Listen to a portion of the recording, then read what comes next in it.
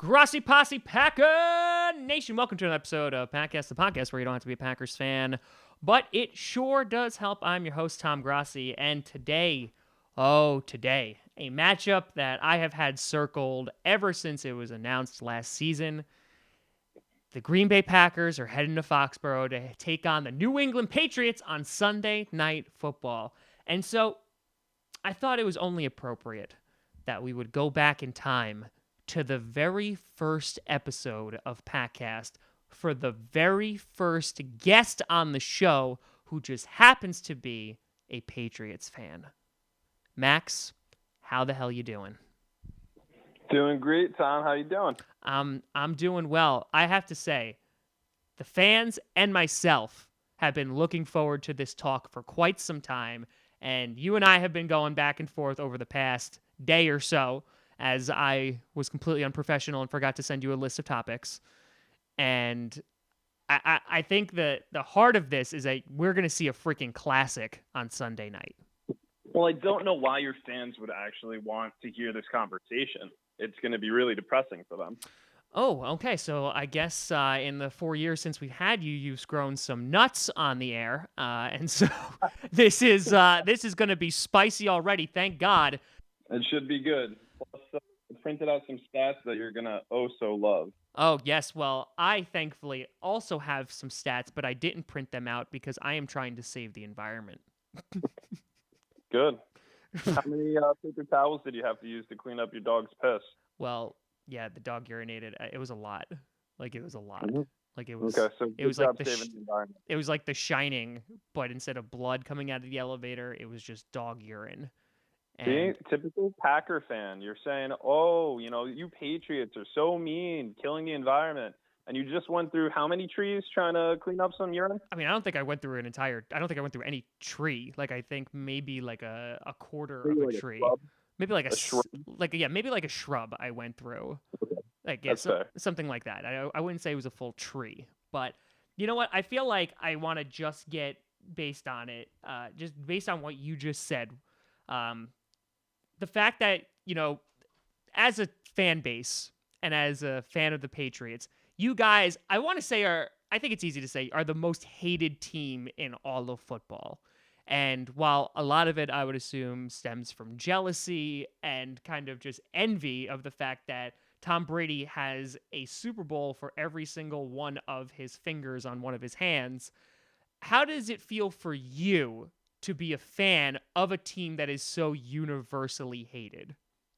Well, I was hanging out with one of my best friends, James Franco, and he said to me, they hate us because they ain't us. And he's right.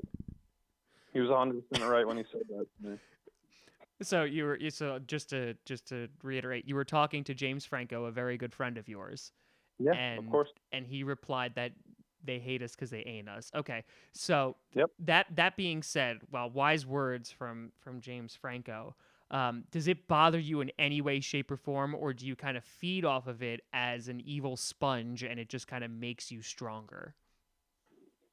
Well, I mean, for the record, I live in New York, so I'm surrounded by losers, i.e. Jets fans, Giants fans. They're constantly giving me grief. The Giants fans like to bring up Eli's 2 Super Bowls, things like that. I have some friends who are from Buffalo. They also give me some grief, but they also know that they're the worst and a joke. But one of them actually just said to me yesterday, rooting for the Patriots is like hoping that Scar will kill Mufasa in The Lion King. Wow. That is relevant, and I honestly happen to be a fan of Scar. I think he's a great developed villain, but I feel like that's a fantastic analogy. Pretty much. Now I'm used to it. I'm constantly used to it. So you're like kind of, if I may, like in every single haunted house movie, like the demon, kind of like feeds off of fear and anger and hatred and all that stuff. I feel like that's you with the New England Patriots. Sure. I just love to hear about it because people complain and they go, oh, the Patriots, they cheated with Deflategate. And then you go, okay, well, do you know anything or are you just regurgitating this information because I'll actually break it down for you. And then you start breaking it down, and they're like, well, I don't want to talk about it. Okay. They also cheated for Spygate. Okay, literally everybody did. That was a big thing across the NFL, and we all had to handle it. And, yeah, we did it again. We shouldn't have. So did other teams. We got caught. Oh, well, slap on the wrist. So you kind of just went with the whataboutism rule of like, hey, everybody was doing it, so it doesn't matter that we were doing it. Yeah, absolutely. You're always trying to get Medj. Okay. So that being said, do you think that obviously you think it's a lot of envy and a lot of just pure jealousy? Do you think there's another reason why people hate the Patriots so much, or is it literally just because we're tired of seeing them going deep into the playoffs and into the Super Bowl? I think it's because Brady has the perfect life also. You're talking about the mad scientist Belichick, who nobody can befriend because he's just a crazy, weird, quiet, sarcastic guy who doesn't like to do any type of press conferences. So people get annoyed with that. You have Brady, who is a handsome man. He's with Giselle. He's got a beautiful family. He's got life. He's got 5 Super Bowl rings. He's kind of living every person's wet dream. And, people just hate that. Nobody really likes to see people succeed in life. They're like, oh, that's cool. That's great. Don't shove it in my face. The Patriots shove it in your face because every damn year, they're going to the Super Bowl. They're going into the playoffs. And they're most likely getting a first-round bye in the playoffs. Yeah, I mean, everything that you just said made me angry. So I think you hit the nail right on the head. So when you're talking about kind of the Patriots' success, I'm curious just to kind of see from your perspective. You obviously have the losses in the Super Bowl, though not many. Which one for you kind of stung the most when it came to losing in the Super Bowl? Which again, I wish every Packers could have that conversation because there's not many of those because they're not going to as many Super Bowls as the Patriots. But for you, which one were you like, this one really bothers me? I'm gonna have to go with the Eagles. Really? Only because it's the most recent. Honestly, I thought we had that one in the bag. Going into the game and just kind of watching them flounder and just not get it together just kind of killed me. Because here's the thing. It's going to take me a second to try and think of the last time we lost a Super Bowl because all I really remember right now is Super Bowl from 2002, 2004, 2005, 2015, oh my God, you're gonna get death threats. I mean, they all blend together at this point. Do you want to talk about how in 2002 Brady had a passer rating of 86? Do you want to talk about how the next time he had a passer 100.5, or the time after that where he had a 110.2? He dipped down a little bit, 101.1. I mean, yeah, and then that last one against the Falcons, that one kind of hurt. He dipped down to a 95.2. Those I can talk to you about. The losses, I don't really care about those. Those are regular season losses to me. They're nothing. Whatever. Moving on. Next year, this year, Super Bowl. Let's do it. This is such a great idea to bring you on the show, and I am not regretting that in any way. Because the thing that I would obviously you have the most recent one, but I feel like the perfect season is that something that you're kind of worried about, or are you literally just on the fact of listen, we're gonna be there again, and it really doesn't matter? Well, yeah, when we lost in the Super Bowl and we had the perfect season, that one hurt as well. Yeah, I'll give you that because that would have been. Everyone, all right, so like you said, everyone hates the Patriots, right? Everybody hates the fans. How much more would they hate us if we had the absolute perfect season? Yeah. Regular season, postseason, winning the Super Bowl, that would be it. Yeah. I don't think anybody would talk to a Patriots fan forever. We would have freaking signals on us all the time. You would literally be like Bill Belichick incarnate in that you will not have any friends. You will not talk to anybody. Yeah, we would be ostracized. Absolutely. Yeah, I agree with that. And then kind of going on the opposite of that, considering that you have so many to pick from, which one is your favorite? I would think it's the Falcons one just because of the utter insanity of it, but I'm curious to see if you differ. Well, before I move on to that, I just want to say you're welcome to the rest of Football Nation. Just because we decided not to win that one for our perfect season because we didn't want you guys to hate us forever. Okay, so I want that to be, on the record. We're coming out. We're saying, you know what? We did it for you. We lost the Super Bowl for you. I just love how you're leaning into this like so much. Like we literally like started recording and you're just like, I'm just gonna be a dick the entire like you are fully leaning into this. Just be like, yup, you gotta love me. Well, going back to your question, although love the insanity that happened with that game, one of my favorites was actually against the Seahawks. Yes. That was a year that I actually didn't mind the fact that you guys beat them at all. Why is that? Because and this is a thing that is also driving Packers fans crazy because Brady and Rodgers have only played each other once. Because you had the Matt Flynn, like when Brady was hurt and they almost beat him in Foxborough. You had the classic game a couple years ago in Lambeau Field, and then obviously you're going to have this Sunday night. But we have been robbed of, Super Bowl, especially 2014. 2014, it should have been Brady and Rodgers and just them tearing it up. And the fact that that was taken away is that eats at me so much. Well, we had money on that. We were going to go to that Super Bowl no matter. Yes, we were going to have to be homeless afterwards, but that would have been definitely an awesome experience because like this Sunday, like I'll be very upset if the Packers lose, but like I am just so excited to just see an awesome freaking game and now take that and put it on the Super Bowl stage. It would have been incredible. Yeah, I agree. So that's just very disappointing. So you would say Seahawks just because like the whole Malcolm Butler coming out of nowhere and yeah, that was actually the first time we came back from a 14-point deficit in the Super Bowl. Yeah. Yeah. So not only did we, make up those points, but the interception, we embarrassed Marshawn Lynch so much that he quit for like a little bit. It was like the Bills player a few weeks back who like retired at halftime. He's like, we're done. We're done here. So, all right. The whole like antithesis, like we did our little foreplay here. Like the whole reason that like my fans wanted to have a Patriots fan on was to talk about the never-ending question that is who's better, Tom Brady versus Aaron Rodgers.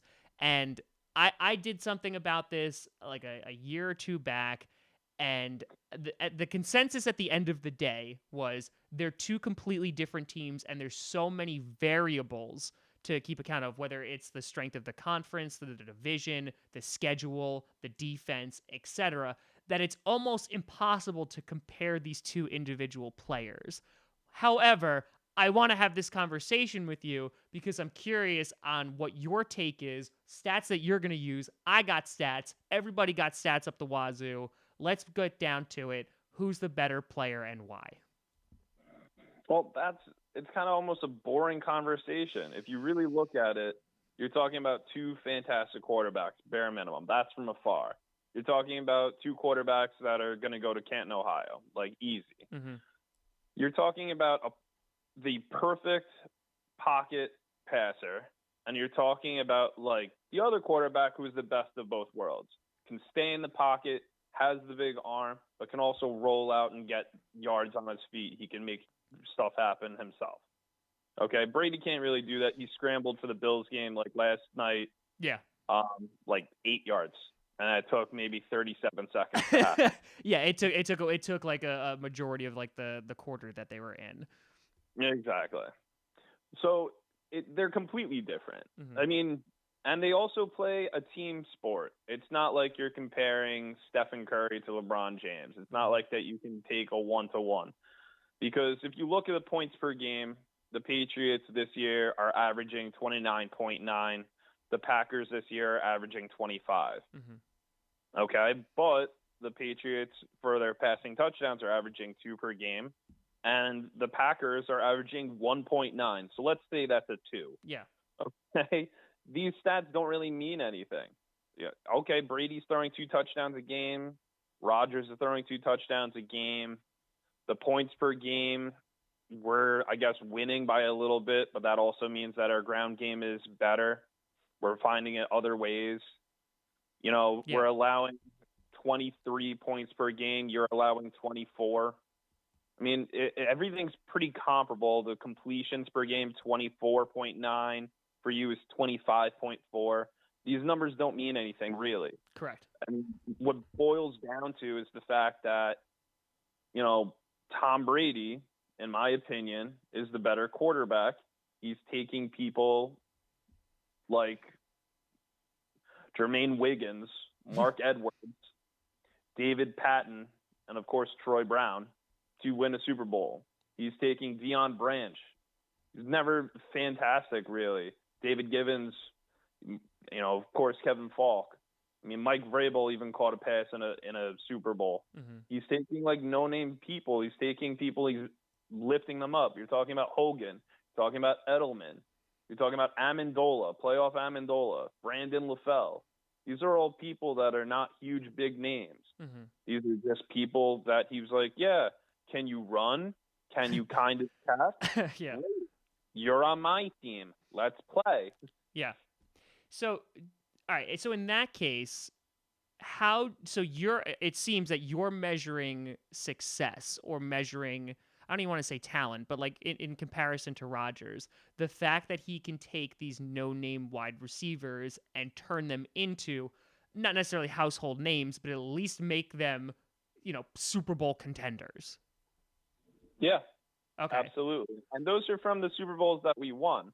As you mentioned before, we had a couple of losses in some Super Bowls with also no-name players. We also had some big-name players in there, too, to be fair, like Moss. Sure. But regardless, I'm measuring the success not by the dumb stats of completions, points per game, passing touchdowns, because that stuff is so close to each other. You have to disregard it. You have to rule it out. If everything's off by 0.5, then, I mean, what are we really comparing? How does that separate them whatsoever? The big thing that separates them is Tom Brady has 5 Super Bowl rings. The big thing that separates him is that he's able to take players and lift them up to a higher level, and Rodgers hasn't been able to do that. He can't do that. He gets frustrated, and also he has this kind of, sense of him that he doesn't want to throw the ball away and would rather take a sack because he cares more about the stats.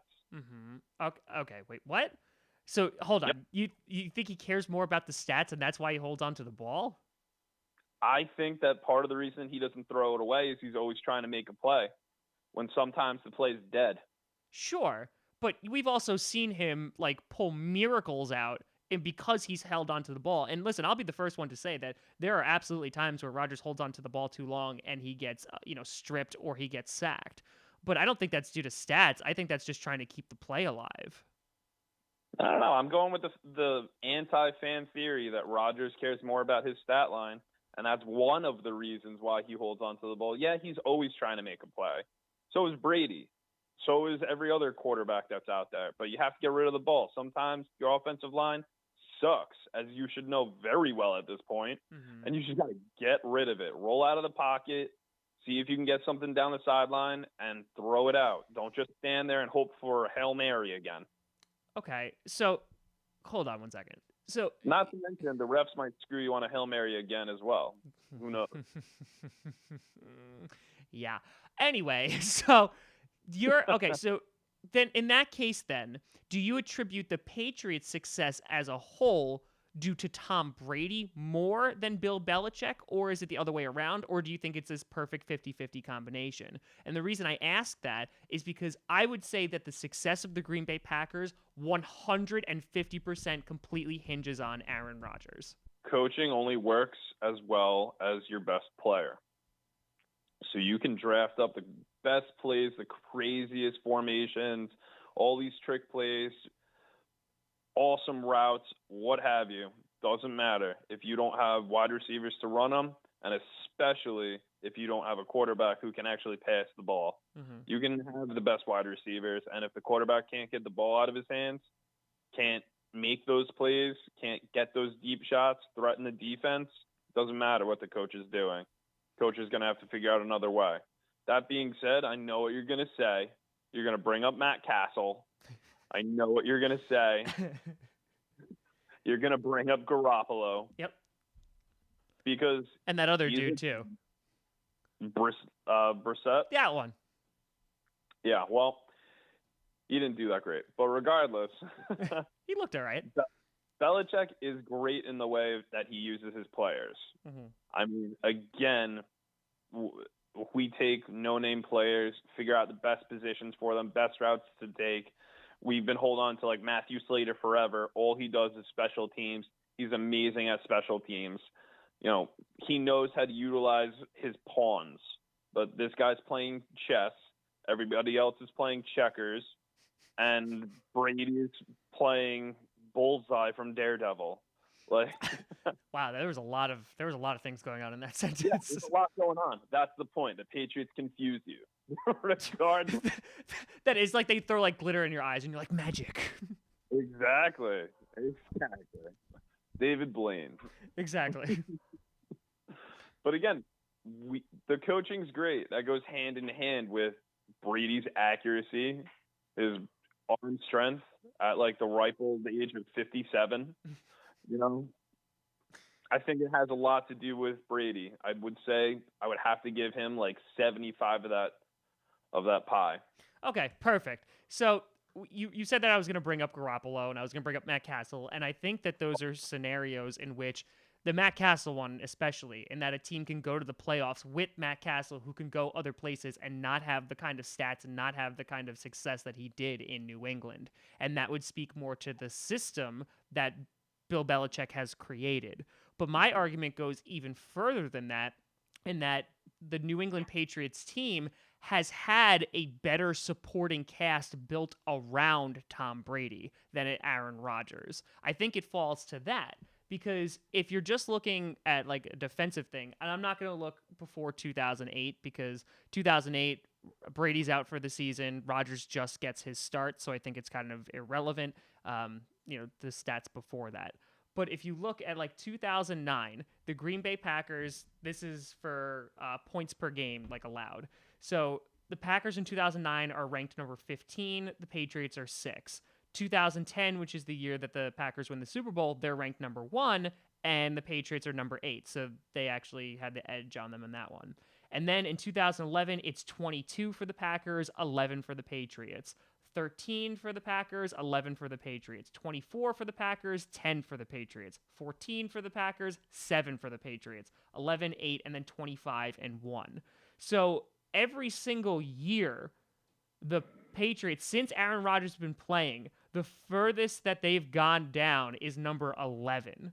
But when it comes to the Packers, they've been ranked 25th, and they had been ranked in the 20th position or lower 3 times in those years. And so looking statistically at this is that the Packers defense in allowing points has been worse for every single year that Rodgers has been on the field compared to when Brady's been on the same field, except for 1 year, and they won the Super Bowl that year. So wouldn't you equate that to just having a better supporting team? Regardless if he's taking nobodies to the Super Bowl, he doesn't have to put up as many points. I think you're kind of lumping two stats together and trying to confuse your listeners. What? Am I gaslighting my listeners? Yeah, I think you are. With your slick, sly tongue. No, because you're looking at points per game. Yeah. Okay. Not all those points per game are coming from Brady. Not all those points per game are coming from Rodgers. No, this is for the defense. I understand that. I'm talking about the opposite as well. So you're trying to say right now that because Rodgers' teams, i.e. the Packers, suck on defense, yes, Rodgers has to do more. Correct. Okay, so that's what you want to go with. Yes. And just looking from a defensive side of the ball, because that's the stats I have in front of me, that defensively, Aaron Rodgers has had to do more because the defense is constantly giving up more points. But again, I don't know if that's Rodgers. I think that's in general just the offense. That's what I'm trying to say. Okay. Because the defense lets up so many points, Mm-hmm. yeah, your offense is forced and put in a position that they have to match those amount of points, if not beat them, essentially to win. Because you never know about special teams, et cetera. Okay. So again, that's not necessarily a Rodgers stat. Okay, so your argument is that could be like the running game, for example. That could be having to do more for the Packers. Like they're the ones scoring points. Potentially, yeah. That's why I said before that for this year, the Patriots, Brady's throwing 2 touchdowns per game, and Rodgers is throwing 1.9. So he's throwing 2 touchdowns per game. So okay, that's the weight on their shoulders. And again, what they have to do. You also have to look at where are they getting the ball. If you really want to dive into the analytics, you have to look at how far does Rodgers have to go. Is he typically getting the ball at his 15? Does he have to go like the entire extent of the football field? Like, what does he have to do? That's what I'm saying. Kind of like throw it under the rug. So your argument is, even though you have a better defense statistically over the Packers, your argument is that Aaron Rodgers could more or less not be doing everything and scoring points. That could come from the special teams, that could come from running backs, etc. Yes. Okay. So thankfully, I also have the Russian rankings for those years as well. So from 2010 to 2012, the rushing ranking for the Packers was 24, 26, and 22. Yours was 9, 19, and 7. So those are those 3 years. So even when we went and won the Super Bowl, our rushing ranking was 24. So it was hot garbage. So you were better than us in those 3 years. Then 2013 is a wash because we're 7 and you're 8. So there's not really any comparison there. Nope. 2014, we're 10, you're 8. So I would still put that as a wash. Yeah. 15, that was a year. I think you won the Super Bowl that year, right? 2015? Yep. Yeah, we were 8, you were 32. That was like when you had no running game at all. Yep. And then 2016, we're 22 and you're 12. So there's still when you're looking at it as a whole, our running game has also been stagnant because we didn't have anybody until James Starks came around, and then Eddie Lacy was super good for like the hottest of seconds until he found food. And then we've kind of been scrambling to pick up the pieces to kind of get that supporting cast around him, at least when it comes to a run game. And I know that you're going to argue, like, you have guys like James White, who was a nobody a few years ago, and you take guys who like LeGarrette Blount and give him Super Bowl rings, right? And he's not finding necessarily the same success everywhere else. But because of whether it's the offensive line, whether it's because of whatever, your rushing numbers are also better than ours in a number of seasons that just outnumber the amount of seasons that the Packers have a good rushing record. And again, I think that goes back to your original question before.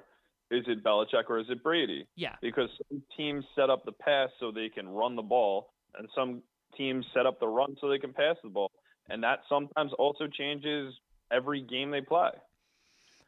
Okay, so my argument is the Patriots, for Tom Brady's career, when you're just comparing it to Aaron Rodgers the same years, has had a better supporting team, whether that's the running game or whether that's the defense. And so because of that, that has trained. And again, this is not putting down Tom Brady in any way, shape, or form. He's a phenomenal quarterback. I want to make that clear. But at the same time, I think it's almost impossible for you to kind of say that the majority of the success is coming from Tom Brady, because he also has, while you're saying that they don't have any weapons, he has the defense surrounding him. He has the running game in a bunch of seasons that's surrounding him as well. So the Packers never really have that. The only time that they have like that top 10 defense is when they win the Super Bowl. And that's it. And then they're never top 10 again for the remaining years. So you guys are in the top 10, 1, 2, 3, 4, 5 out of those seasons since 2009. So you guys consistently have that supporting team that we don't. And so again, Rodgers is forced to do more. And you're going to argue about the offense. But really, I just said the running game is not comparable. So then special teams, I'm not even going to bother looking up those stats because I don't think that that's really going to be even relevant. So if it's not the running game and it's not the defense, who else is it going to be scoring points on the Packers side? Because I think every Packers fans out there is saying that this team, again, completely hinges on Aaron Rodgers. So with that entire point made, yeah, wouldn't Rodgers have better stats than Brady? If the weight is on his shoulders, if no matter what, he has no ground game, he has no defense, wouldn't his numbers be inflated? Because again, looking at his numbers compared to Brady's, they're comparable. Yeah, they are. So if he has nobody and he's like in the debate of greatest of all time, right? Yeah. Wouldn't he have inflated numbers? Well, the weight's been on his shoulders. He's got to carry the world. Okay, so I just want to be clear, so we don't move on from that point. That are you conceding of the fact that they have a better supporting cast, like the Patriots? I don't know if I necessarily say that they have a better supporting cast. I think their stats and everything that you just named are better than the Packers. Yeah. But again, I don't know if that deems them as having, a great supporting cast by any stretch. I'm not saying it's great. I'm saying that it's better than the Packers. So, yeah, it's better than dog shit. You're right. Nailed it. Okay, great. Wonderful. So in that case, when we're talking about this system idea and the fact that you could put Matt Castle in that system and still have success, isn't the majority of your success owed to the system, what Bill Belichick has helped create, and the supporting cast that they put around Brady? Because I think if you put Tom Brady on another team, he doesn't come anywhere close to the success that he has had in New England. If you put him on the Bills, no. I don't think he would have the greatest success. Yeah. I think that he would struggle. But if you put him on a mediocre team to like a high-level team, you put him on the Steelers, he would probably have better stats than he has now as the Patriots. Okay, so now it's just going to be a matter of like which team you put him on.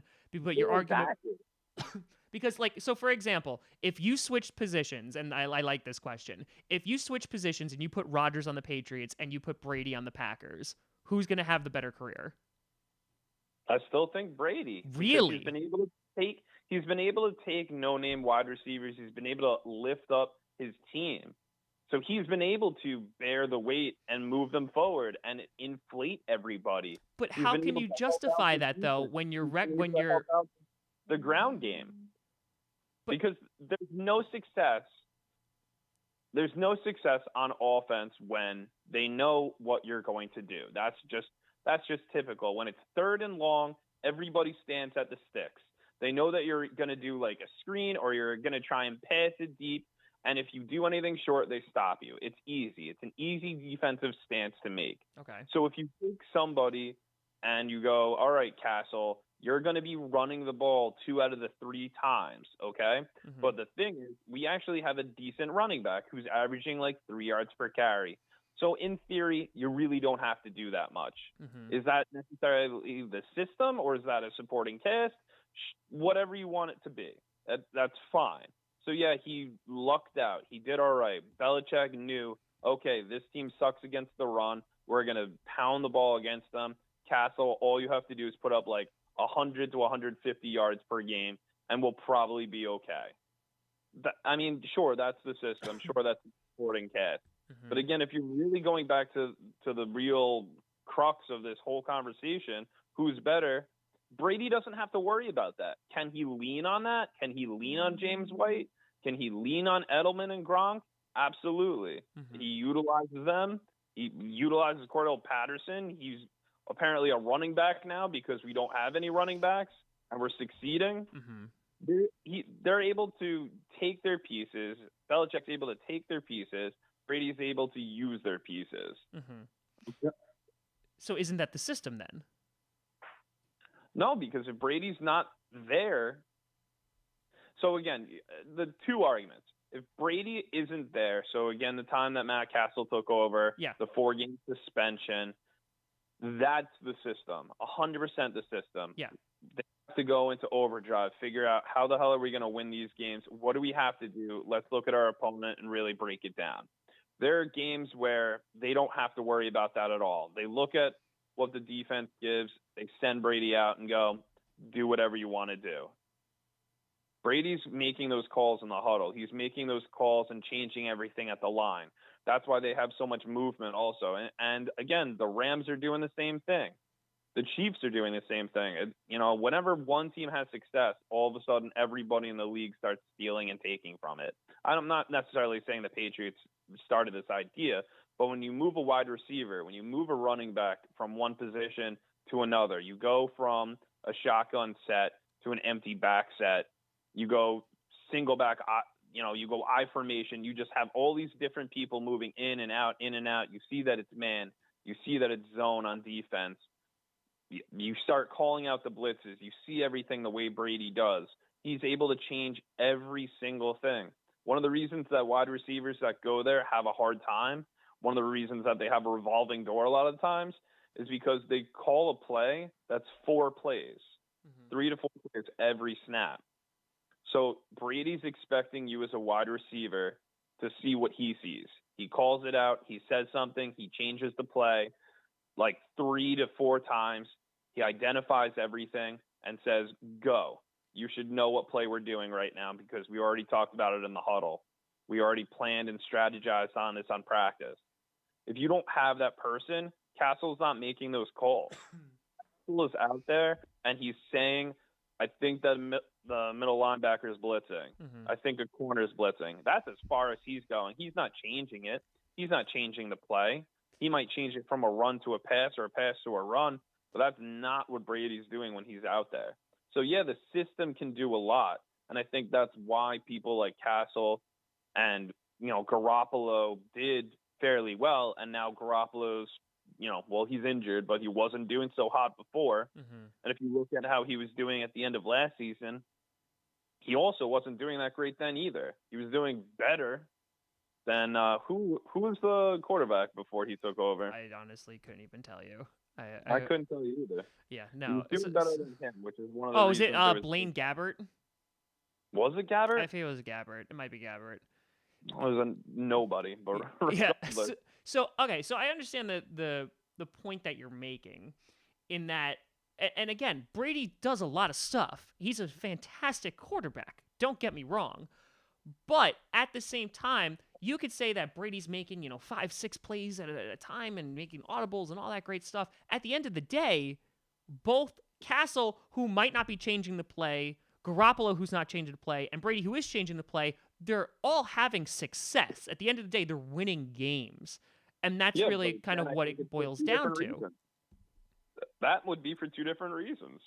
You have a head coach who's, the mastermind, who can figure out how to utilize his players. That's what I said before. He's utilizing Castle to the best of his ability. He's limiting how many plays. He's limiting what Castle has to do. He's using his strength, which is, a game manager, essentially. He's using Garoppolo the way that Garoppolo needs to be, coddled and utilized. That's where that 75-25 comes from, because he doesn't have to do that with Brady, at least not at all anymore. Brady goes out there from the play that was decided, from the work that they put in, the mastermind Belichick has created for practices, etc. Yeah, and he has the expertise. He has the know-it-all, and he just executes. Castle and the rest of the gang, they do what they have to get by. And because you have that 25%, which again flips, when Brady's out there, 75% of the work is him, 25 is Belichick. When you have Castle, it's 75, if not 80 or whatnot, Belichick, and the rest and remainder Castle. So that's what I think it is. And yeah. So with that being said, you still would stick with the answer that if you put Aaron Rodgers in that system, you don't think he's going to have better stats than Tom Brady, who would be on the Packers? If Rodgers had Belichick as a head coach, I think his numbers would be great. Yeah, absolutely. But I also think that for almost the counterpoint of that, if Brady's on the Packers and he's forced to lift up his team even more, I think he might be better as well. I think that Brady can step into that, issue, that problem, and kind of execute on a higher level. Because we haven't always had a great offensive line. Sure. The Packers, I feel like, never have a great offensive line. as you said, your defense has always been struggling, and our defense has been fairly decent. But again, just like when Peyton Manning was on the Colts defense was terrible. Correct. They were always in like a cover two, though, because Peyton always put up high numbers. Yeah. And it's hard to pass deep and get big chunks of yardage in a cover two. And that's all they did. They just hung back. And they just waited for some dumb quarterback to come by and say, we need 50 yards. We have to score. We're running out of time. Swat it, intercept it, do whatever they needed to. But the big chunks, the big yardage, all that stuff came in the first three quarters. Mm-hmm. Their teams just couldn't finish out in the fourth. And that, I think, is also kind of what Brady's doing in a sense. So, in a sense that, all right, let's just say like Tom Brady retires tomorrow, right? First of all, I want to get your take on this. Do you think Bill Belichick is going to leave when Brady leaves?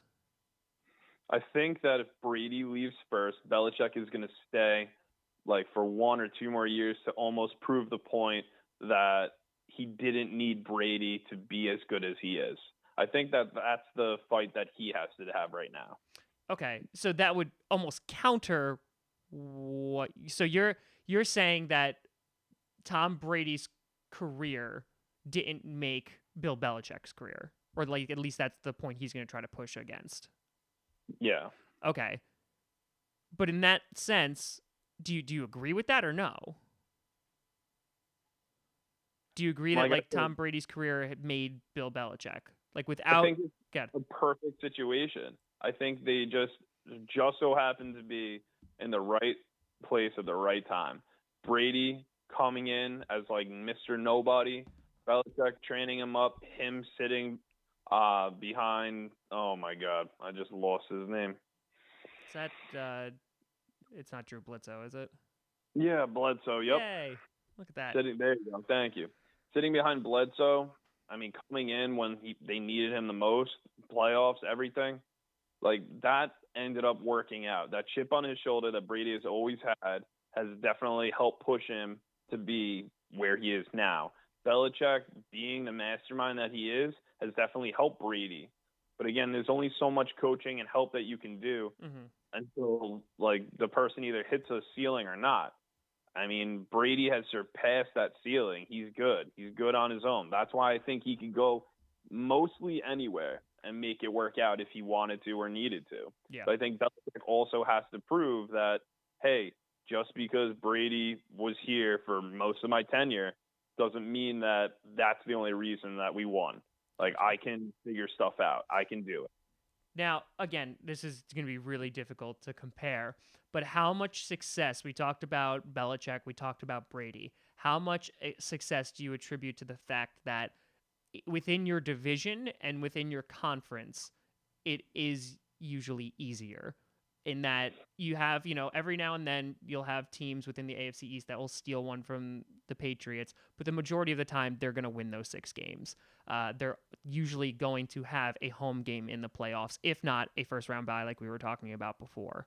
And while that only consists of just 6 games of a 16-game season, you're also within a conference that is looked at that there's not a ton of competition. There's not a ton of like heavy hitters, while in the NFC, I would argue there's a lot more competition.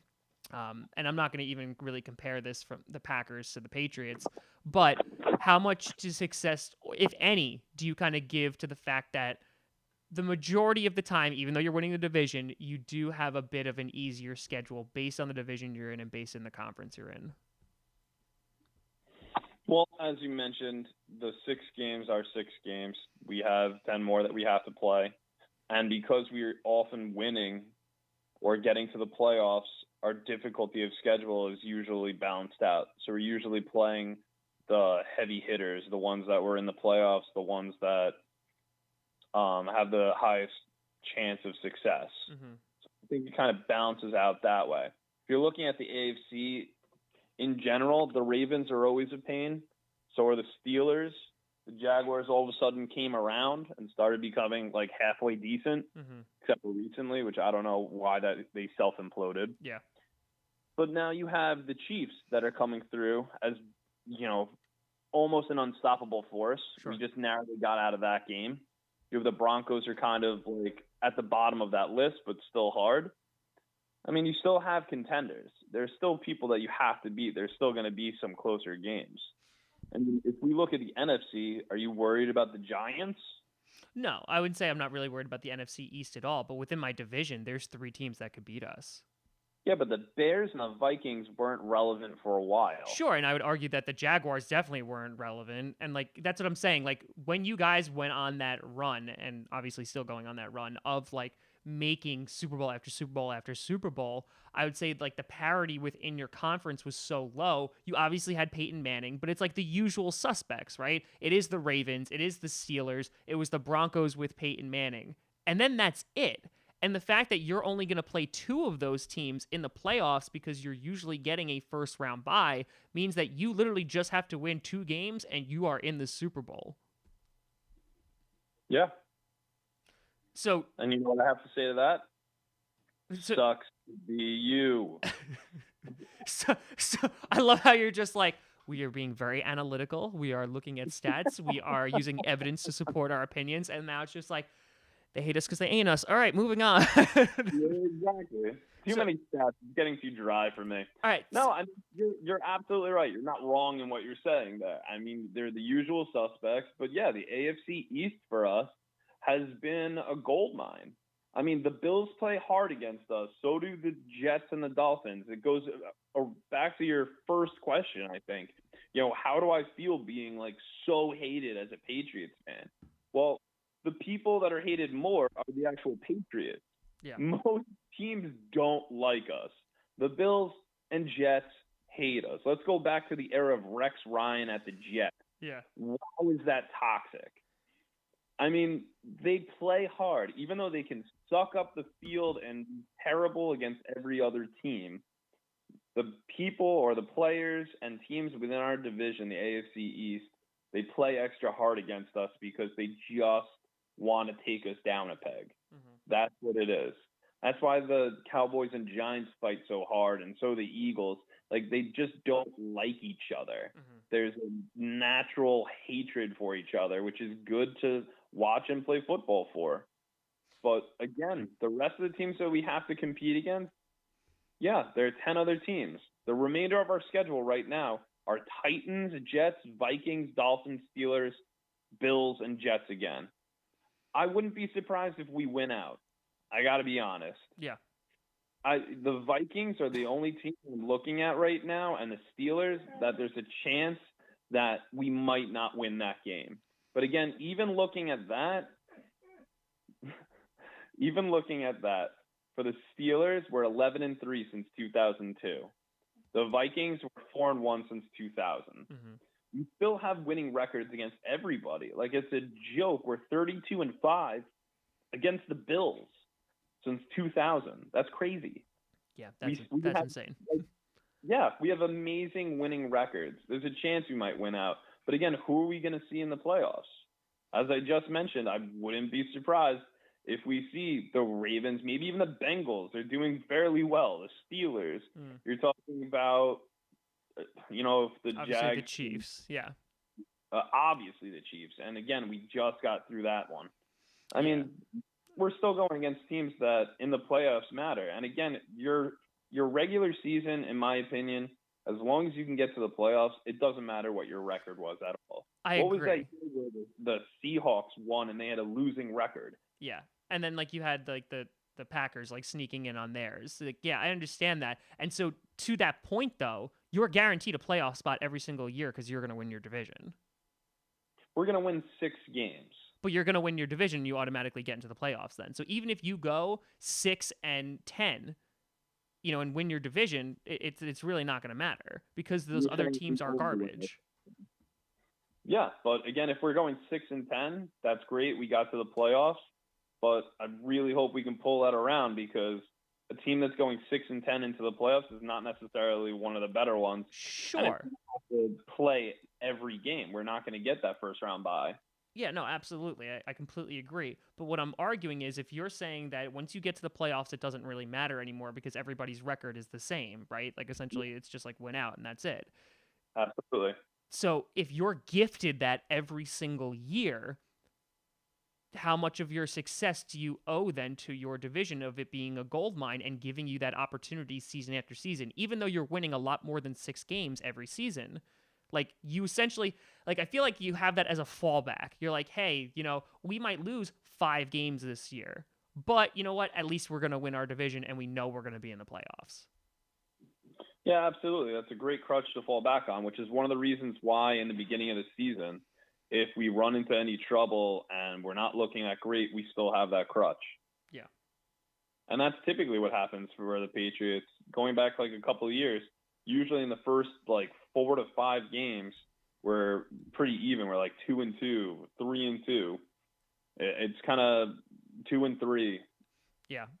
And everyone wonders if this is the year like they finally fall off and then they get it together midway through and, that's all she wrote.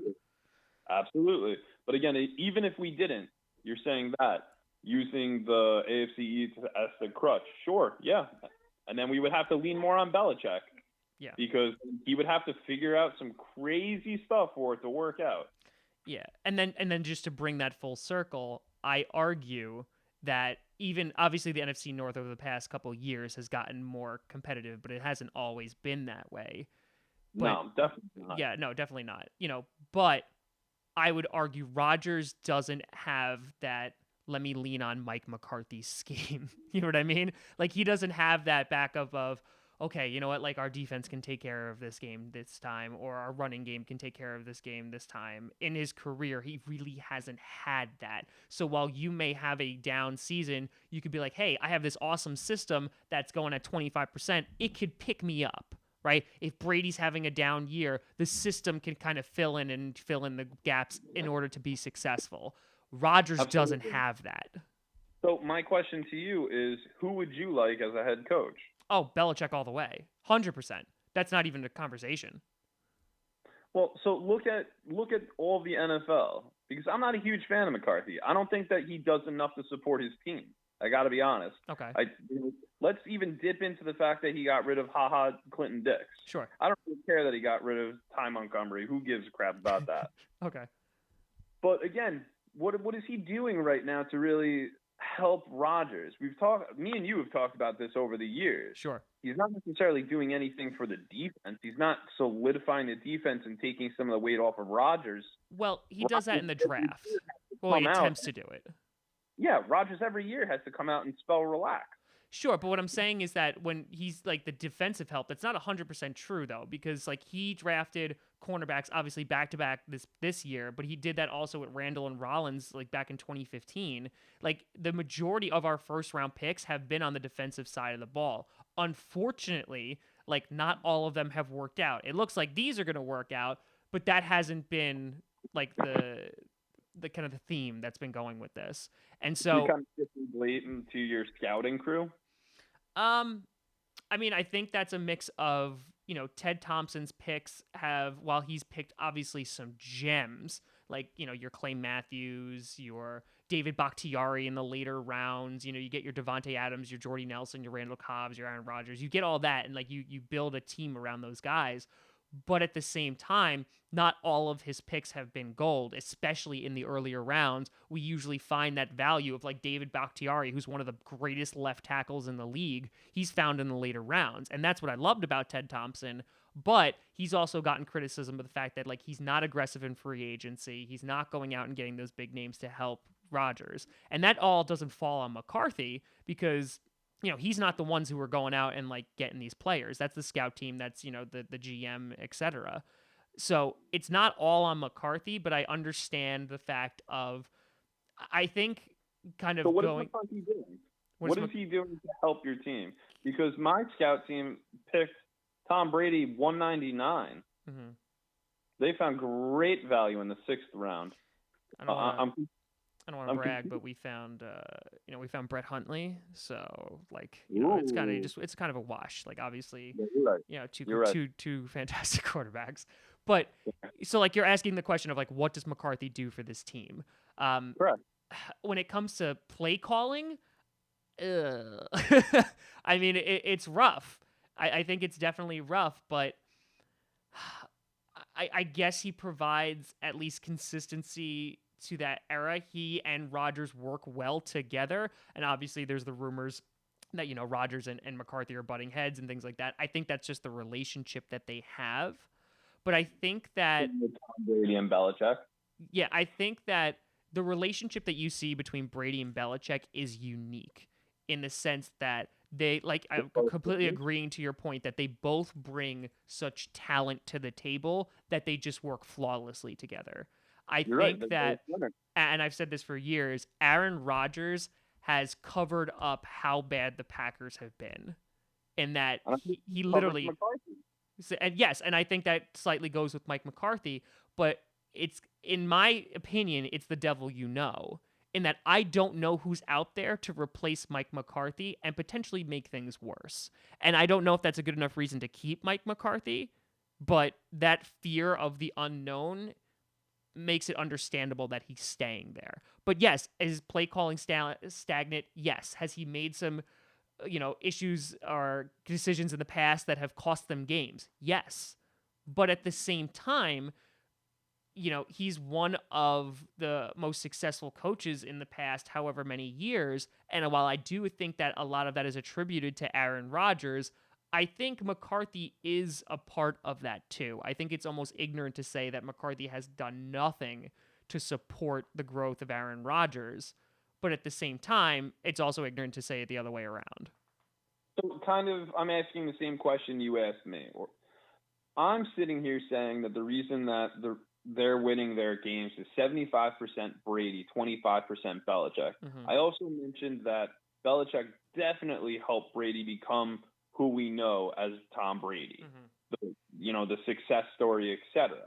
So I'm not really even worried about that. I know that Brett Favre also helped Aaron Rodgers because he sat behind him. He watched him for a long time. I think it was 3 years, right? Yeah, he sat behind. He got drafted in 2005, and he became a starter in 2008. Yeah, I think so. But again, Favre didn't do a ton to actually mentor him. But yes, the experience of sitting behind a Hall of Fame quarterback certainly does help.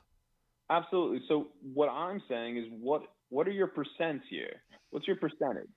How much is it for McCarthy that you're winning the games that you're winning? Okay. How much of it is because of Aaron Rodgers? Yeah, I would put that at least 90%. And in that, on Rodgers. And I think your Belichick one, I think you're underestimating that. I think you're overinflating Brady a little bit, that he's just 25%. And again, we're not going to get back into the conversation, and the arguments I would use is the quarterbacks that have replaced Brady for a time. I think it's more than that. I would say maybe 60-40, 70-30, but we're not going to get caught up in the semantics of numbers here. Okay, so even if it's a lower percentage of Tom Brady's success, you're saying that Aaron Rodgers is 90%. Yes, 100%. Why you're winning. So that would be 100% of the reason to get rid of McCarthy, because say you get, what's his name, who was just fired from the Browns. Oh, God. Okay? Yeah. Exactly. Say he comes in to coach Green Bay. Oh, well, Rodgers is still winning 90%. He's still the reason that you're winning 90% of the time. Yes. So again, even if you have the worst coach, you're still probably not going to dip in games. But again, you could find somebody who is like a Belichick potentially. Yeah. You could find somebody who's, no matter what, just better than McCarthy. And that would help them out, make better decisions, get better players, make better deals. Well, the deals and stuff are not really him, but yeah. But again, Montgomery, 2020 7th round draft pick. Hell yeah. You got something from him, but is that really worth anything? Well, I guess we'll find out in 2 to 5 years. But again, it's that idea of they were gonna. Again, that's not McCarthy though. That's management. That's the front office. So you're saying McCarthy has nothing to do with the front office? No. I'm not saying that at all. But I'm saying negotiating trades, that has nothing to do with McCarthy. It should. I don't think so. Why? Because that's not his job. His job is to coach the team and the players that are in front of him. He's not going out and making phone calls to teams to the Ravens and saying, hey, how much are you going to give us for this guy? He should have a part to play in that role, and that's one of the things that Belichick does. Okay. But again, there's no argument in that Belichick is the better coach, 100%. And I understand your argument of, McCarthy potentially not being the answer for Rodgers. And I think that's that's why McCarthy just got signed to a 1-year contract. And I think if the Packers don't do well this season, I think McCarthy's job is in jeopardy, especially with the rumors going around and stuff. Again? Say it again? You've said that for the last 3 years, that Correct. his job is in jeopardy. Yes. But I think that with the replacement of the GM, right? So, Ted Thompson's out, Brian's in, he's making changes, being a little bit more aggressive in free agency. They just signed Aaron Rodgers to a huge contract.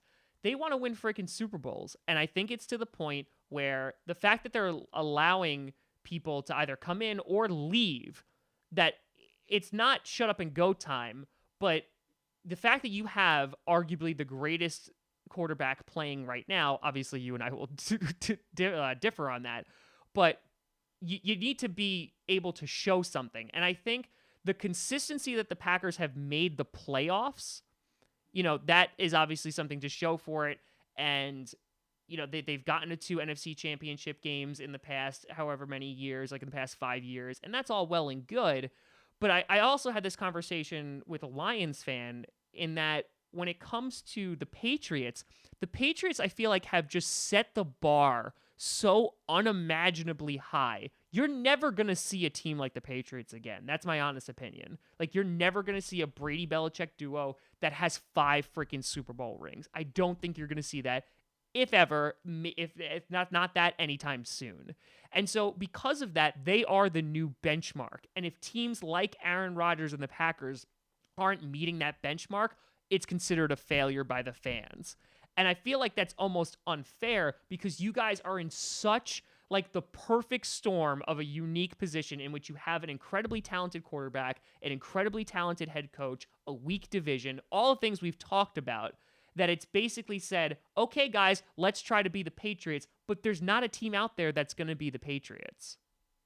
Well, that's the thing, too. We kind of touched upon this before also. Even if we just go, you know what, guys, let's just play flag football every game except for when we play our division, because that'll at least get us in the playoffs. Yeah. Like, when you get to the playoffs, in theory, it's the best teams in the entirety of the NFL. So you're still going to have to compete against the best teams in the NFL, whether that's 2 games, whether that's 3, whether you have to play the wild card game, whatever. You still have to go through the entire playoff bracket and get there. And, you have, like you said, the Patriots that are sitting at 5-5 with the Super Bowl. 5 wins, 5 losses. But you still have the Pittsburgh Steelers that are 6-2. You still have the Dallas Cowboys that are 5-3 and the 49ers that are 5-1. Yes, but you're also comparing. So you're looking at Tom Brady. He has 5 Super Bowl rings. You're talking about all of their history that they have. That the Packers have 4. That's all well and good, but that's not all Aaron Rodgers. That's 1 Brett Favre. That's 1 Bart Starr. That's 1 Aaron Rodgers. You know what I mean? Like that. You're literally have like history-making team in which you have 5 Super Bowl wins with 1 head coach with 1 player. That I don't think is ever going to be replicated again. Yes, to that fact, I think that would be incredibly hard to do. Yeah. So, but that's what I'm saying. Like, you guys are, unfortunately, the benchmark. And I think that's just unrealistic because, like, I can't tell you how many Packer fans say, like, look at the Patriots. And I'm like, no, stop looking at the Patriots because that is such an example that will never be replicated. And it's unattainable, and you're going to be disappointed every single season. If the Packers win the Super Bowl this year, they will still be talking about the fact that Brady has 5 Super Bowls, Rodgers has 2.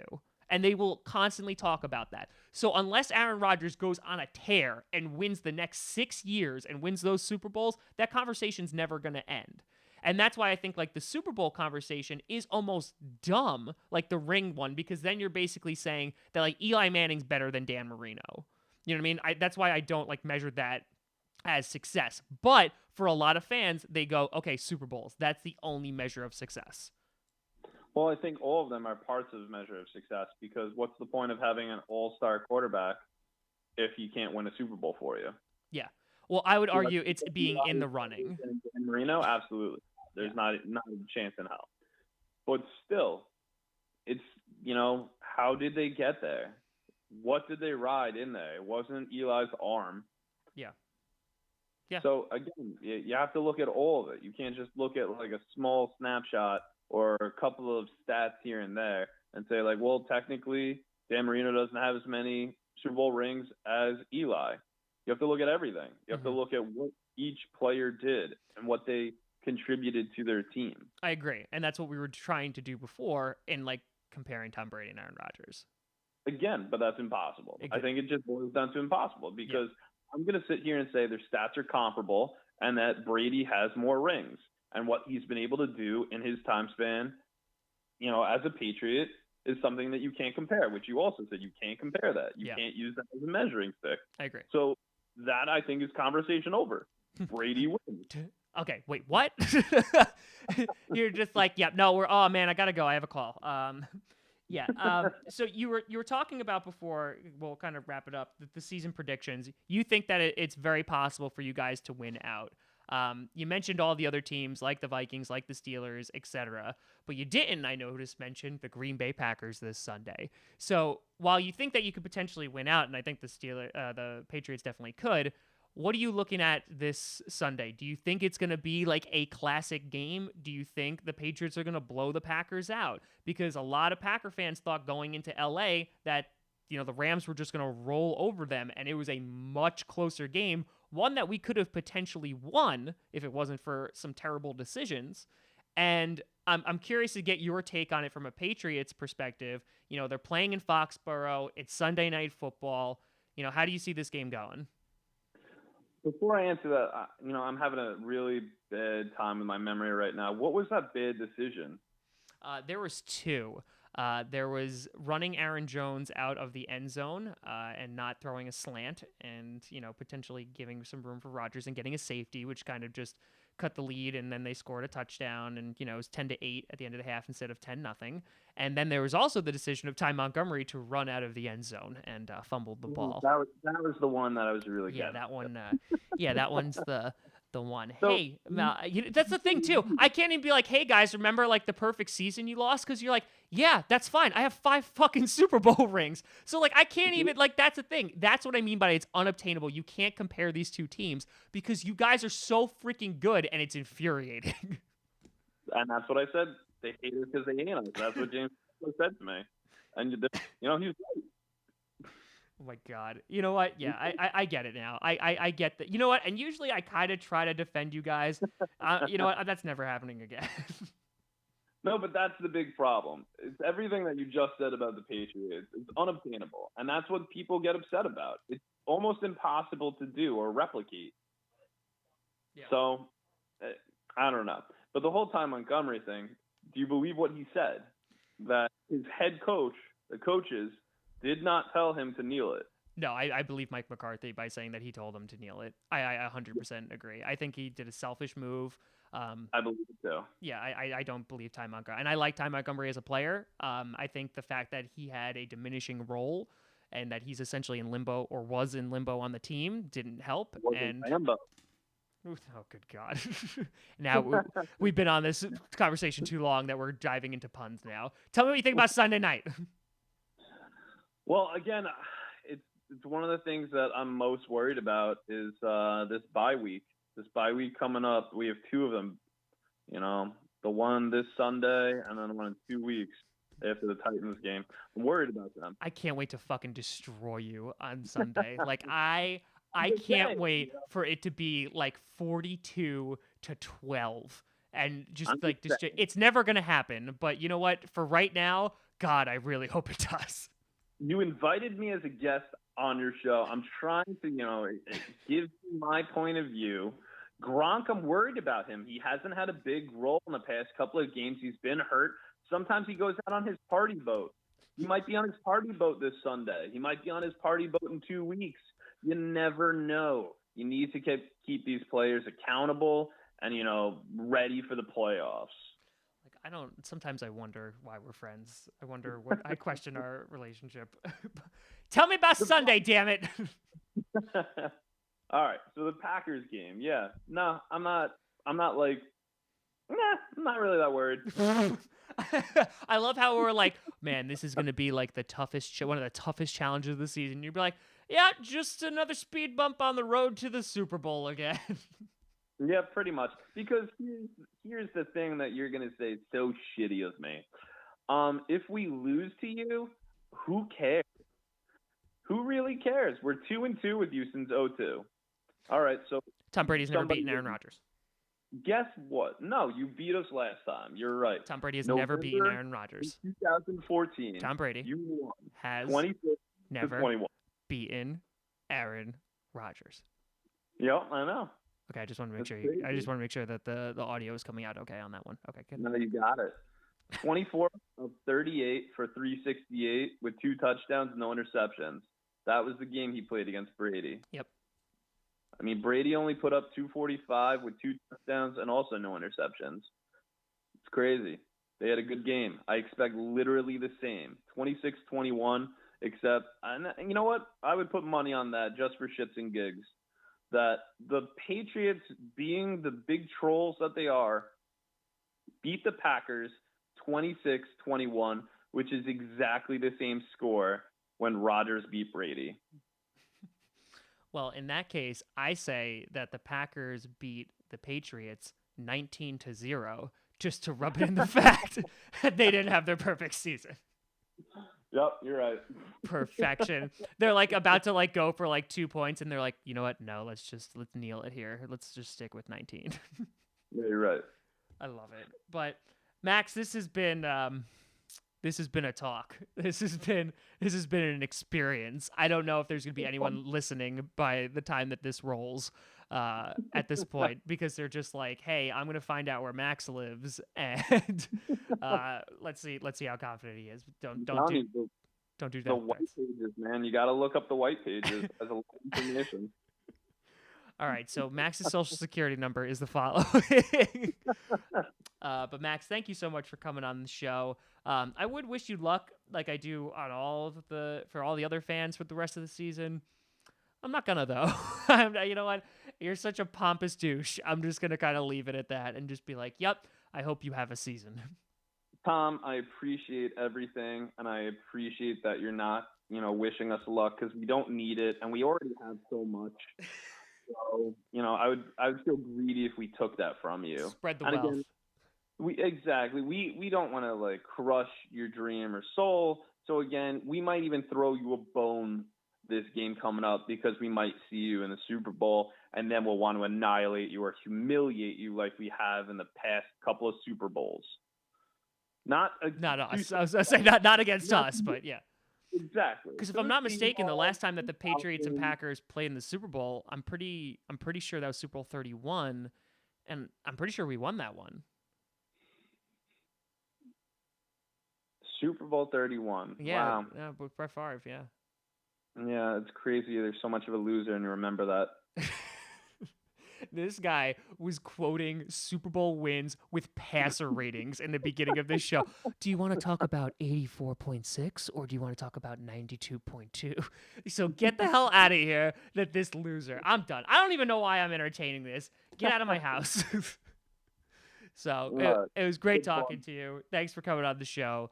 May the Patriots' reign of terror end swiftly and justly. Take care, and I hope you have a decent head coach coming in once you have a losing. Same here. Well, I hope that conversation was everything you wanted and more, because that was... Oh, God. This may be the last time that Tom Brady and Aaron Rodgers ever play each other, and I really just want that Super Bowl matchup so bad. Maybe we'll get it this year. I hope we do. I really hope we do. You can always find me at TomGrossiComedy.com, TomGrossi Comedy, or Tom Grossi Comedy on Twitter, Instagram, and of course on Patreon. Pick up Allergic to Fun, my debut comedy album, physical copies at TomGrossiComedy.com, and digital copies on Amazon and iTunes. Check out Packast on SoundCloud, iTunes, Google Play Music, and of course here on YouTube. We do episodes several times a week, and we stream every single Packer game as well. So come on over for those live watch parties. In addition, you could also save $20 on your first SeatGeek purchase with the promo code Tom Grossi. So enter that in, and it'll save you 20 smackaroonies. So thank you so much for watching. Sunday night should be a hell of a game. I'm looking forward to it. But I'm Tom Grossi. And as always, go Pack Go.